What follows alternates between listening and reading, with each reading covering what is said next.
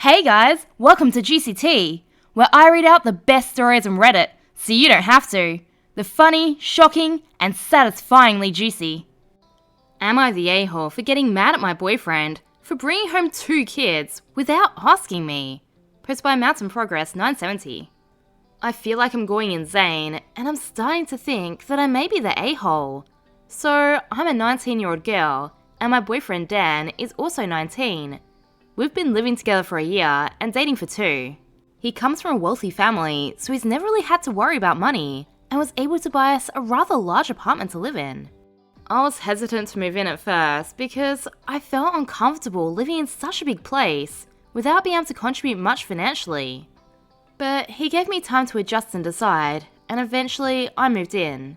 I still pay him rent just because I feel it's right, even though he rejects the money almost every time. Dan and I have known each other since we were 12. It sounds silly, but even though we weren't dating, we both already kind of knew we'd end up together by the time we were 14. We just had an instant connection.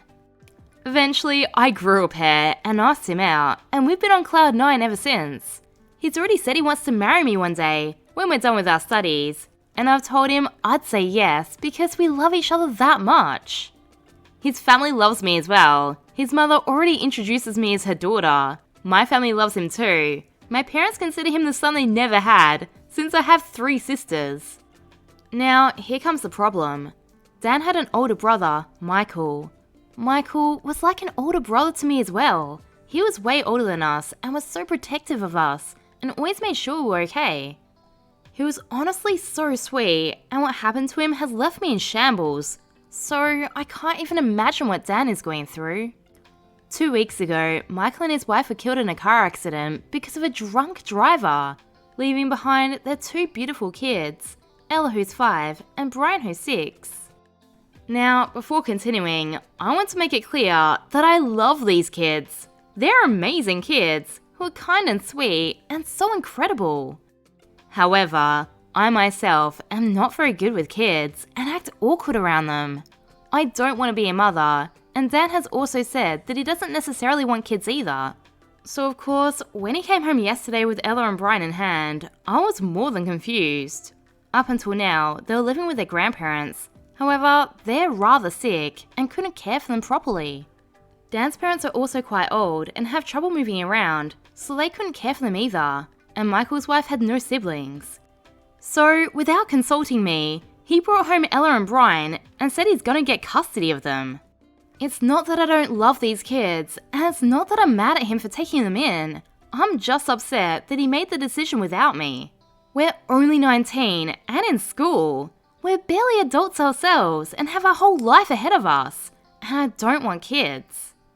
I'm not against Ella and Brian, it's just that this is not the life I pictured for myself. And Dan practically decided my life for me by bringing home his kids without even asking if I'd be okay with it. He could have asked, and I could have taken the time to decide. It is Dan's right to take in these kids, but it is also my right to leave if this is not the life I want for myself. But they're here now, and I don't know what to do. Once they were asleep, we had a huge fight about it. He's calling me selfish and horrible for not wanting to take care of these kids, even though Michael meant so much to me. But I'm barely an adult myself, and I'm working part-time and in school, and I never wanted kids, nor will I ever want them. Ella and Brian deserve guardians who want them and can care for them, and I'm not that person. I love him, but I can't do this. I won't ask him to give Ella and Brian to someone else because I know he loves them more than anything. But I don't know if I should stay or leave because I really don't want this life for myself. Am I the a-hole? Edit. There is a nanny, and the grandparents will contribute. Also, I didn't mean that I had a say on him keeping the kids if we discussed it beforehand. If he wanted to take in the kids, I wouldn't have stopped him or told him otherwise because they do need him, and he needs them. I simply wish he'd told me beforehand instead of just bringing them home, so I could have ended things with him smoother, without feeling obligated to stay now that they're here. Now that the kids are here and already looking to me, it's harder to leave since now I'm involved and I feel I have an obligation to stay. Update. As one commenter pointed out, it seemed like I'd already made my decision before posting, and And I suppose that's right. I think I was just in denial. I've talked to my boyfriend and we've decided to split. It really wasn't easy. Ella was already clinging to me from the second she came home, and it's destroying me. But I know I can't do this, for both our sakes. I've been diagnosed with depression since I was 16. I've never bothered down with it and usually go to my parents' house when I'm low because I would never want to burden someone else with what I go through. This is why I know for a fact that I cannot take care of children. It's not a self-pity thing, it's making sure that I don't project or expose these kids to what I'm going through. Because if I chose to stay, I doubt I'd be able to leave for weeks at a time to my parents without concerning or upsetting the kids. Whether I want them or not is irrelevant in this case. It's simply a fact that I'm inadequate, on top of also not wanting the responsibility. I'll never fault Dan for not trying to be there for me while I'm on my lows. My lows can be scary.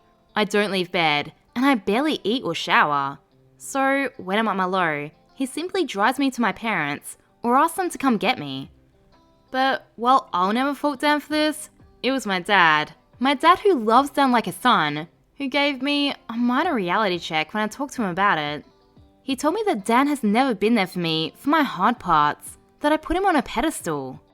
I'm always there for Dan. Since the death of Michael, I emailed all my professors, some of who were less than understanding, and have taken time off school. I've held him in bed, I've made him eat and shower, I've taken care of him, like he's never done for me. My best friend since childhood ended her life last year, and I was a broken woman. Yeah, all Dan did was drop me off at my parents' and give me space. And then, once I was better, he picked me up and we never spoke of it again. I'd never thought twice about it because Dan and I are still young and I don't expect support from him since we're too young to give it. But my dad brought it up and said that he'd never felt more disappointed at that time because that's when he knew Dan would never be there for me. I was shocked since I didn't consider this at all, or that my dad didn't like how Dan treated me. But it opened my eyes to the fact that Dan wasn't perfect. I realized that I always gave and never received, but I'll still not fault Dan for that because we are still kids, which is a fact that I've had drilled into my head today, and now I understand. Again, the argument me and Dan had wasn't because he brought them home, it was because he didn't talk to me about it first. Initially, I wasn't even mad. I was a bit upset and shocked, but I wasn't mad, because all I could see were these two kids who I've known since their birth in my home. I helped them get dressed, fed, and put them to bed. Once they were asleep, I told Dan that we needed to talk, and the first thing he said was that the nanny would come around later to help, which was fine, but then he started going on a tangent about our new responsibilities. It was very overwhelming. It went from the nannies coming over to I need to quit my part-time job to help, we should take a break from our studies and plans, I need to tell my sisters to not come over for a while. I don't know what that was all about since they get along great and they barely ever come over, and that we need to be more responsible. I kinda just stood there listening before I said no, I can't do all that. The argument was about how he made all these decisions for me and gave me this responsibility without even talking to me. We've never really argued before because I'm not usually a confrontational person. But he was saying that I owed his brother, and that I'd be a horrible person if I denied these children my time. And that's when I snapped. I got hysterical. He was still trying to justify why this was automatically my responsibility too, and that it's not even a big deal because of all the help we'd receive. But the thing is, Dan is not a responsible person. He doesn't know how to cook. He doesn't clean after himself. He doesn't know how to do laundry. He doesn't make our bed. He doesn't wash his dishes, or even know how to. He needs to be reminded to shower at times. He's just overall pampered, which I haven't minded until now. I think a big reason why I got so hysterical was because I realized I wouldn't be taking care of just one person anymore, but 3. Dan is an amazing person, but I don't know how he'll parent these kids when he can't even discipline or take care of himself. Dan is amazing for taking the kids in, but he would need to learn how to look after them, and himself, and instead, he just expects me to do it. I approached Dan and said we needed to talk properly, and we both agreed, no yelling or getting hysterical, just talking. My first question was if taking the kids in was spontaneous or not. I knew it wasn't, but I had to ask. He said no. They'd been talking with their grandparents for a few days about taking them in. I asked him why on earth he didn't tell me he'd been planning this, and his answer was the most disappointing thing I've ever heard. He said it's because he knew I wouldn't agree to being a caretaker for them, and knew that I'd leave. This really brought me back down to earth, and made me realize that he didn't really care about my future. He cared only for himself. I guess it's fair enough, because he wants what's best for the kids and everything, but he knows damn well the pressure would destroy me, and he doesn't care. I've been there for him all this time, and he doesn't care. Grieving or not, that is an amount of selfishness I cannot forgive. Dan knew that since I'm a people pleaser, I would find it much harder to ditch once the kids were actually with me, especially Ella, since she clings to me whenever she sees me. Dan tried to use his niece to guilt trip me into staying, and he said he doesn't even feel bad about it because I would thank him in the long run.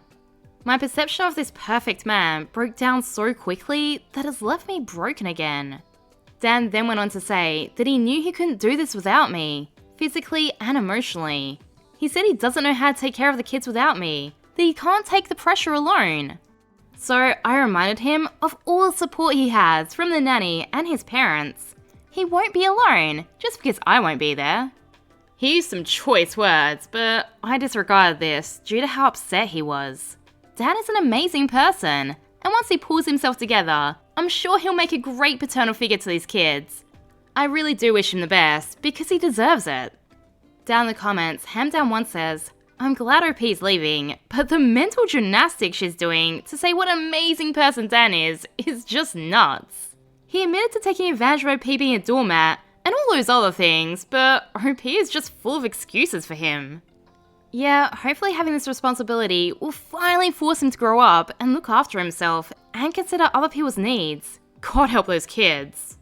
If you liked this video, please let me know and subscribe for more juicy tea.